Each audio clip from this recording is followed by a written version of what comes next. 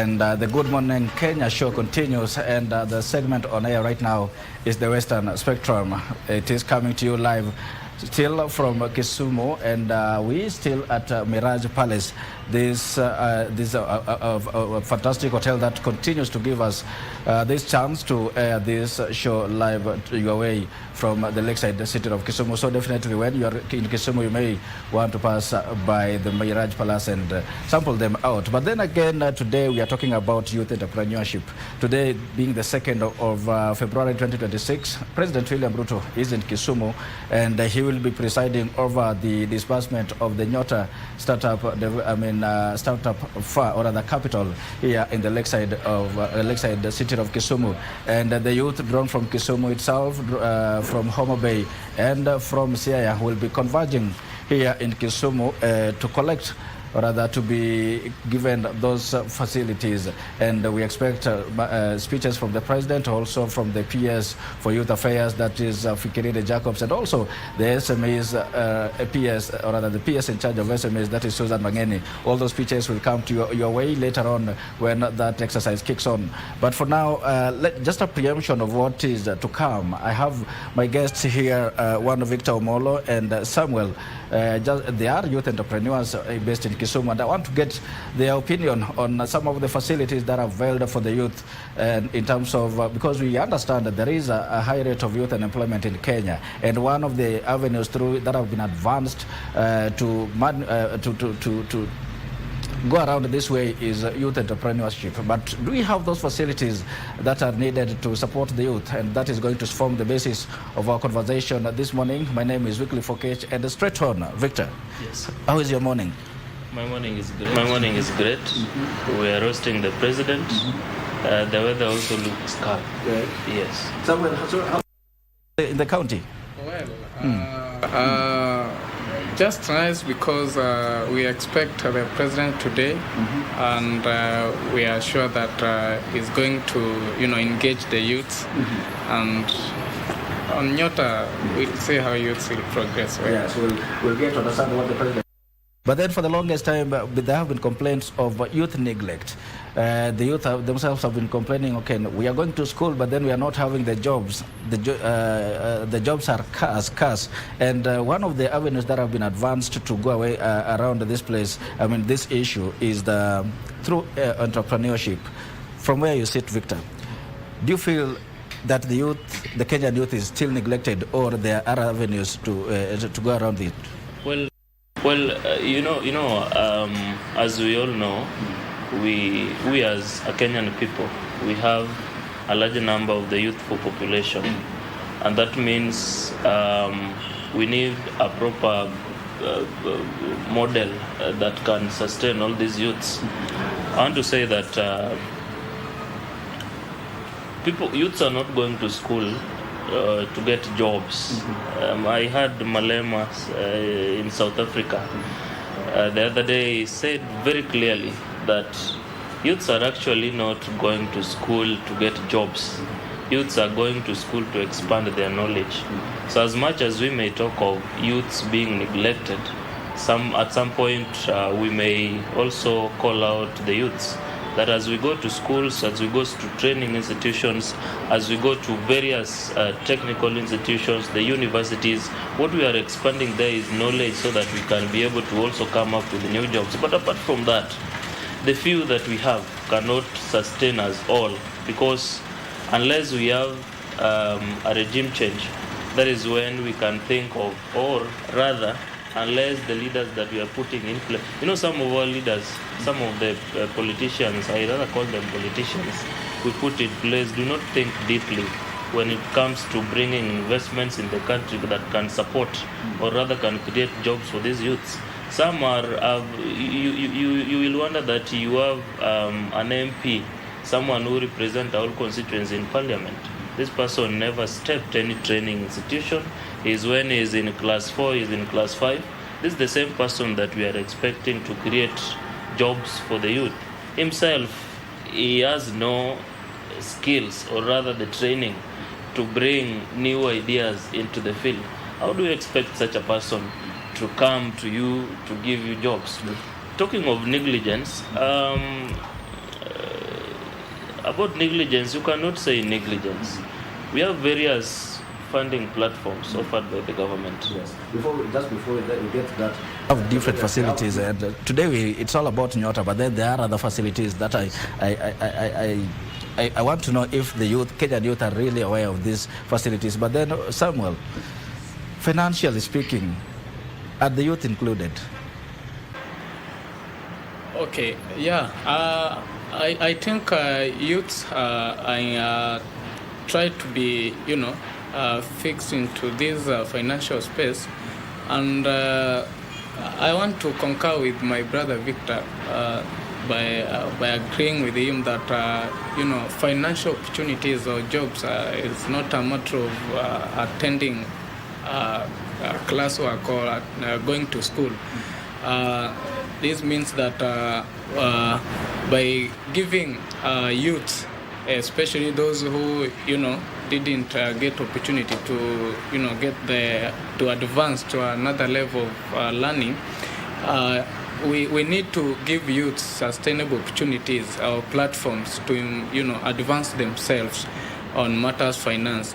Like the government, this initiative of Nyota, I think is a good initiative, and I have interacted with youths. Actually, they are the beneficiaries. They are really appreciated, and it is giving them that opportunity for creativity, coming up with the economic and entrepreneurial, skills. I think it is a good idea. However, I think youths need to be more mentored and, given more opportunities. And right now, youths have tend to showcase their financial skills or creativity through online platforms. Some of them do their business, online business, most of youths actually. So I think we need to empower youths more by giving them, digital tools for them to keep on showcasing their financial opportunities. Victor, earlier on you were mentioning that there are different funding mechanisms that the youth can adopt actually to go around entrepreneurship. Are you, from where you sit, do you believe we are all aware, the youth are all aware of these facilities? As I was saying, we have various structures that are set up both by the government and the NGOs that are supposed to finance the youths. And I want to, first of all, discourage leaders and the government officials and various agencies from referring the youths as marginalized groups. Don't categorize the youths where we categorize the marginalized people. Youths actually have the power, youths have the energy, youths have the capacity to even rule this country. I believe so. These projects that are always coming up, these are not the first time that we are interacting with such. We've had structures like KIOP that was operating, and you realize that whatever we are doing always is just an improvement of the existing ones. You see, the Nyota is just a little improvement of the KIOP. The only difference that is coming up with the Nyota, sometimes it may be politicized. That we are approaching 2027, we need to bring youths close. We had youths in the 2024 demos, and because we know the youths are hostile to some people that I can't maybe call out, the best opportunity to meet these youths is to bring up this thing. And what we are going to do with this thing, we are going to physically present ourselves in terms of launching. Why are they doing physical presentations? This is sensitization of that this program is existing. Why is this not being done for the Wezo Fund? We have the youth fund that is also in the country. It is supposed to be given to the youth each and every time. The youths, even from the youths who are living in the rural areas, these are people who are supposed to know that we have something that is supposed to help us start our businesses, that is supposed to help us run operations smoothly. But unless it is politicized, unless there is a specific agenda that is supposed to be achieved, that is when you will hear. Today, let me just finish. Today, if we were to lack maybe the Nyota Fund, for which the Nyota Fund, I want to specifically congratulate the PS for the youths. He has been trying, and I'm sure even what is happening, he has a very big say, because for the first time we are having a youthful PS nominated by President William Ruto. That means he partly or he fully understands the challenges that the youths and comrades are facing each and every day. But can we just do the same to these other funds that are available? Let us not put a few people in charge. Their work is only to amass wealth. They are only building their political careers with our money. Before we get to the Jota Fund, because we've seen the political class having a say in this whole initiative, but then again, Samuel, yes. Are the youth aware of these facilities? Because it's not just Jota Fund that we have. Initially, we've had, actually not just initially, it's also a facility that is Hussein rolling out continues.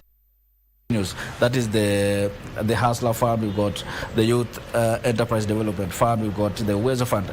Are the youth aware of these things?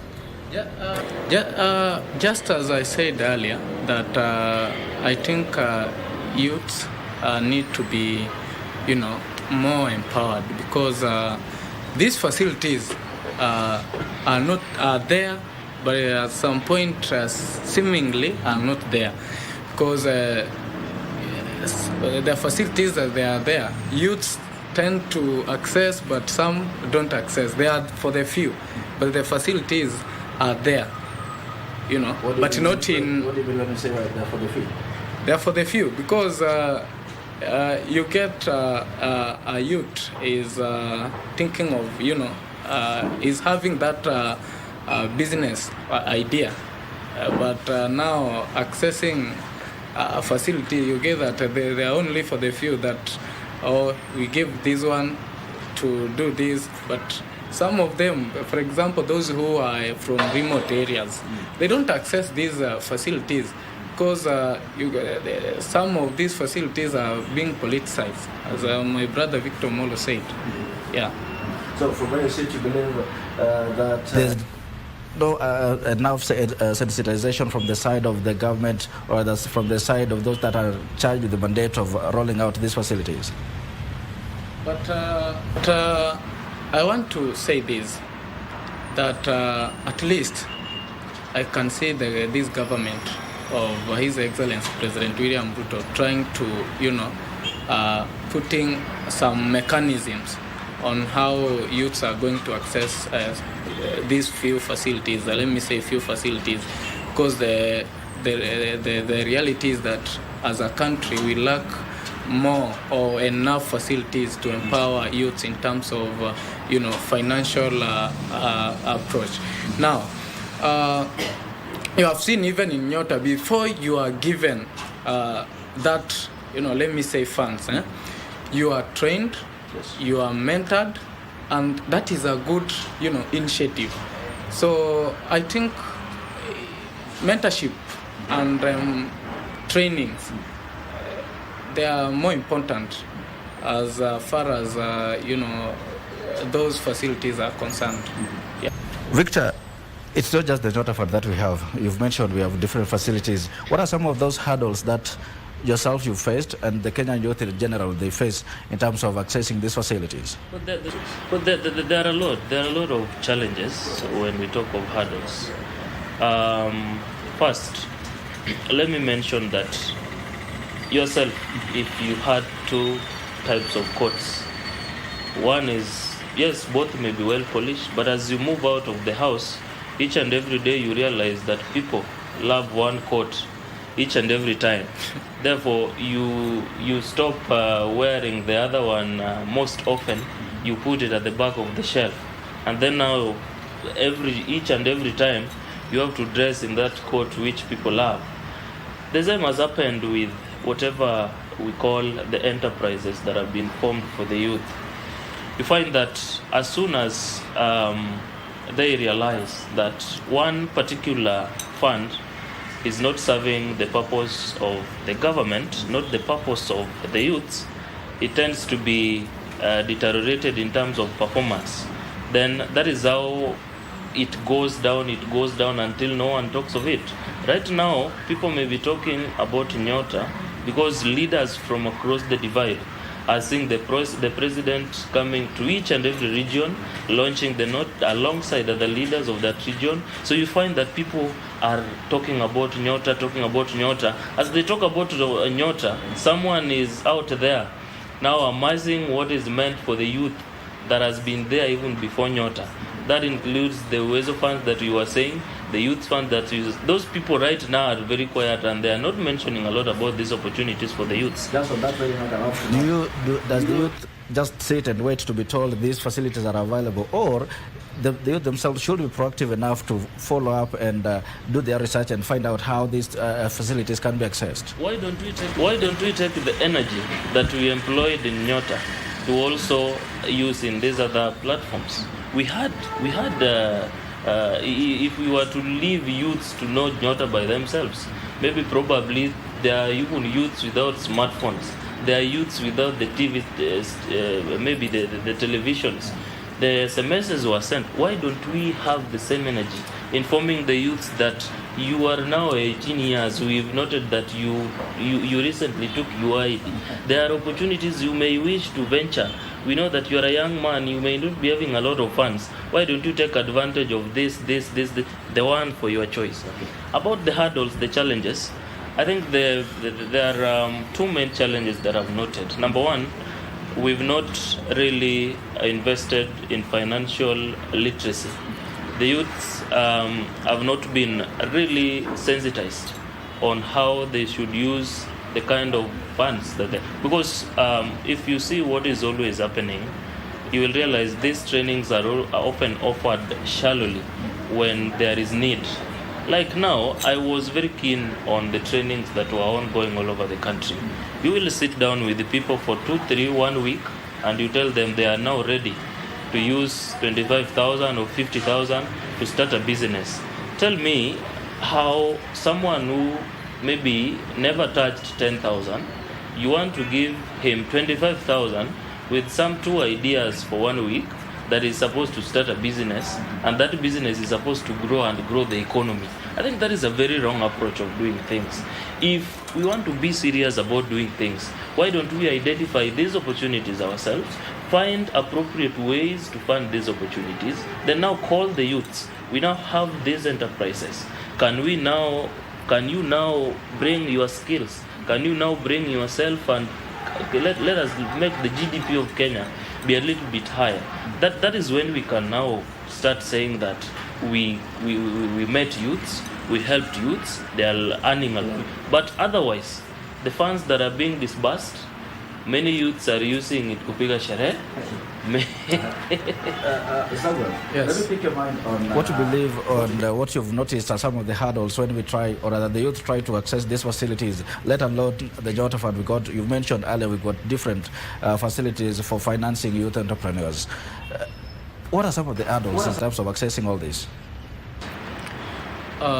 Thank you. Now, I think some of these challenges that youths, as I said earlier, that youths lack enough mentorship in terms of accessing these facilities. Because if I put it straight, have you tried to access any of these facilities yourself? Yeah, but as I told you, these facilities are not, everywhere to be accessed. They are for the few. Yeah, I don't believe it's for the few, because it's for the few. When it is targeted, it's targeted because Uwezo Fund is not for the few. We have different components. The women also benefit from that. The youth benefit from that, and it's meant for everyone. Have you tried to access any of these funds? Yeah. What are some of the hurdles that you faced, or rather, give us the... Yeah, personally, the challenges that I faced is that, there are a lot of discouragements coming, especially from politicians, that, this one is wrong. So we don't give enough sensitization to youths when they are trying to access these facilities. Like me personally, I was so discouraged that this one who gave you this opportunity, or who told you that this one is important, or from politicians. And I can tell you without any fear of contradiction is that these politicians, they do discourage youth from accessing these facilities, and that is true. And another thing is that I think just as what they are doing in Nyota, I think we need to be given more trainings, financial trainings, because they will help youth to understand how to, advance in terms of financial literacy. I agree with you on that in terms of continuous training for the youth on how to manage this fund so that the intended objective can be met. But then there's something you've just raised that I'm a little bit perturbed by. Do you really need to understand what the political leaders tell you about these facilities, yet it is for your own benefit? It is. I agree. It is for my own benefit. But now, just as I've said, these discouragements, there are also factors that influence how you can access or how you are going to use those funds. For example, in Nyota, there are those politicians who came out encouraging youth that, if you are given those funds, go and eat, go and do what? So such discouragements or such advices, they are factors. They are factors. While I'm still answering on that question, when you say that you don't need to listen to politicians, there is a reason as to why people are elected to be leaders in a society. And there is a reason why we have the roles of an MCA, the roles of an MP, and most of the times you will find that representation almost cuts across. And when you represent me somewhere, I expect you to give feedback on whatever you go there to represent. Some of these things your members may not know.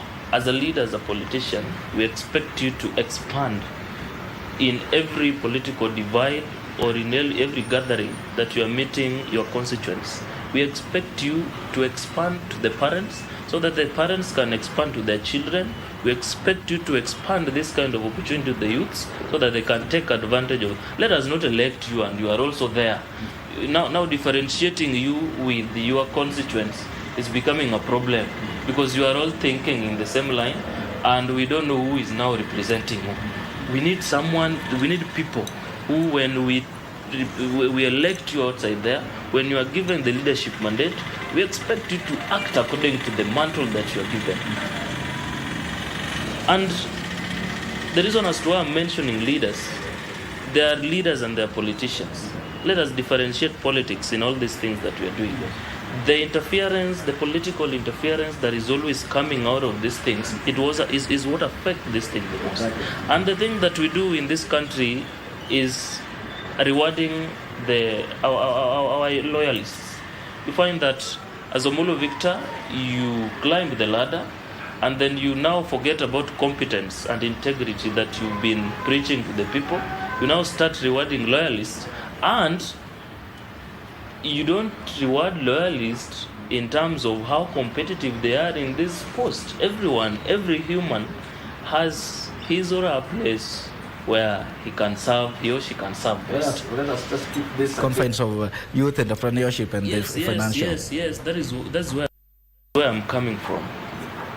When we now take people who do not understand whatever they are doing in terms of these enterprises, there is no way the youths can benefit. As much as the youths may come out, they don't know that the youth need financial literacy each and every time, that we are always enrolling different cohorts of youths. Youths are not stagnant. You are 18 years once in a lifetime. Maybe you are educated how to use your funds. It is not the same way because the economy is also growing. We are approaching Singapore, as you've heard being mentioned. We cannot be approaching Singapore with the same mindset we had in 2011. That means as we do these things, we must offer this kind of trainings each and every time. The reason as to why I was mentioning politicians, When they now come into these things, they want to give someone to strive to give the people that have been supporting them. When you are elected, or when you are nominated, or when you are chosen as a director of something, you now represent everyone. You don't represent a section of people. Finally, let us do sensitization on these things. Let us ensure in our framework of work in the youth sector, in these youth enterprises, we at least have a portion of a budget that is engaging the young people. I'm proud that in our constitution we have public participation. Let it not be mistaken that public participation only involves the older people. The youths also need to have public participation on these things. Let the youths come out and say that we as the youths, while we appreciate that we have Uwezo Fund, while we appreciate we have the Nyota Fund, even the help that is supporting students at the higher institutions is also part of the financing that is supporting the youths, because it's supporting in terms of their education needs. We need to come out and hear the challenges that they are facing. Let us just assume as a country that we face the same challenges each and every year. Thank you. All right. Samuel, from you, where's the focus of the Kenyan youth today? Do we still incline onto the idea of getting white-collar jobs after finishing up with their education, or the 844, or rather the education system? Once you have those qualifications, do we still focus on getting those white-collar jobs, or we are going the entrepreneurial way? Where is the focus of the youth today? I think I'll answer that question by saying that part of youths, or some youths, are still confused. They don't know which way to go. It's a big one. What do you mean? Yeah, because being confused means that you don't have any idea, or you don't understand both the two ways that you have mentioned. And some, or maybe most of youths tend to go in an entrepreneurial way, because this education seems to some youth not being that much important. They want to be creative. Youths want to be creative, so I think entrepreneurial way is for the many youths. All right. Yeah. I know you are so easy. Just a bit. I'm really feeling very itchy with this. Just hold on a bit. Just hold on a bit. But still on you, Samuel. Yes. When we talk about the focus of the youth, because we know, other than the office jobs that have been there the whole time, the traditional way of getting employment, there are also other mechanisms, and that is where the innovativeness of the youth, because we know the youths are tech savvy and they are innovative and they come up with different ideas, and that's exactly, we have those funds that you can come up with an idea, apply to these funds to fund your idea, so that you don't have to seek traditional employment as it was before. Are we proactive enough as the Kenyan youth? I'll say that, you see, you'll agree with me that the rate of unemployment is very high. We agree with that. Yeah, so personally as a youth, I'm very proactive, and what I can say is that as youths, we need to think beyond. We need to, become more innovative. We need to be creative enough to address this issue of, employment. Most of youths, when right now you can walk around and ask any youth, what is the issue with this employment? Most of youths tend to blame the government. We need to have skills, so that on self-employment we can become, more proactive, and we can become more innovative and creative enough to challenge this issue of unemployment. I think you well know that as we keep on going, youths are becoming, the largest number in terms of the population we have. So that's why I'm saying the rate of unemployment is increasing day by day. Right. So I think self-employment will work. Yes. This is from you, Samuel. But then, Victor, again, where is the focus of the youth? Do we still have to decline on traditional employment opportunities? Something funny happened, I don't know, it's Gambia or Zambia. Something happened in the last election. When the youths realized that they were the majority, they decided that we've tried everything since independence to change this country. And we've realized that most of the times, even when we have good ideas, they cannot be implemented because of leadership. Now they decided that we are going to vote in leaders. Actually, we are going to vet leaders ourselves. Man, as even the independent commission for election vetting them. Now, when they vetted leaders, the first thing that they were checking that are you corrupt? Have you had any history or scandal, history of corruption in the past? And what is your track record of leadership? Are you able to deliver when given? Now, when they checked about 3 factors, and when they went to election, they almost elected 80% of the MPs who had those qualities. Now, they started seeing changes in everywhere because these are leaders who had ideas. These are leaders who supported the ideas that they had as young people. We may not reach Singapore today. We may not reach where we want to reach as a nation today. I'm still bringing it up. The reason I'm bringing that focus, I'm bringing the focus of the youths. You see, the youths of Gambia had a focus. They had a long-term vision for what they wanted to change. Unless the youths of this country are going to change their focus towards leadership, leaving the politics of handouts, thinking about their future, thinking about the rate of unemployment that we have, thinking about their ideas that they put into proposals every day that are rotting in government offices in various sectors of this country. That is when the youths... Now, even the government has realized that the youths want to think towards that direction. That is why you see they've come up with CBC, something that is practical to help the youth develop skills. What you ask is very simple.